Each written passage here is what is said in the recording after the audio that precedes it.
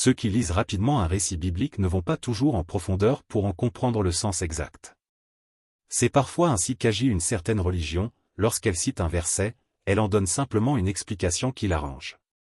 C'est ainsi qu'a été instituée la papauté, en s'appuyant sur un verset qui, lorsqu'on le lit superficiellement, pourrait sembler établir un rapport entre Pierre et ceux qui lui succéderaient. Mais si nous lisons ce passage avec attention, nous pouvons voir qu'il en est autrement. Jésus dit : « Et moi, je te dis que tu es Pierre, et que sur cette pierre je bâtirai mon église. » Matthieu chapitre 16 verset 18. À première vue, on pourrait penser que Jésus parle de Pierre lorsqu'il dit « sur cette pierre ».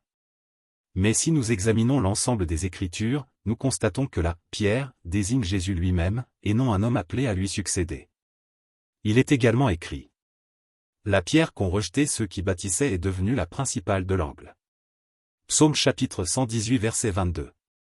Cette parole est appliquée à Jésus dans le Nouveau Testament. Pierre lui-même le confirme lorsqu'il dit : « Jésus est la pierre rejetée par vous qui bâtissez, et qui est devenue la principale de l'angle. » Actes chapitre 4 verset 11. Paul dit également : « Car personne ne peut poser un autre fondement que celui qui a été posé, savoir Jésus-Christ. » 1 Corinthiens chapitre 3 verset 11. Cela signifie donc que la pierre sur laquelle l'Église est bâtie, c'est Jésus et son enseignement. C'est sur ce fondement que son Église a été bâtie au 1er siècle, et ce fondement existe encore aujourd'hui pour tous ceux qui lisent la Bible avec attention et mettent en pratique les enseignements de Jésus. Il est important de comprendre que certains versets peuvent être sortis de leur contexte et amenés à dire tout autre chose que ce que les Écritures enseignent réellement. Cet exemple en est une illustration, mais il en existe bien d'autres. Certaines religions peuvent utiliser de telles interprétations pour enseigner des doctrines qui ne reposent pas réellement sur l'ensemble des Écritures. Or, si la base est faussée, tout le reste de l'édifice l'est également. Ici, c'est le sens du mot « pierre » qui a été interprété d'une certaine manière afin de bâtir une doctrine que, selon cette lecture des Écritures, la Bible n'enseigne pas.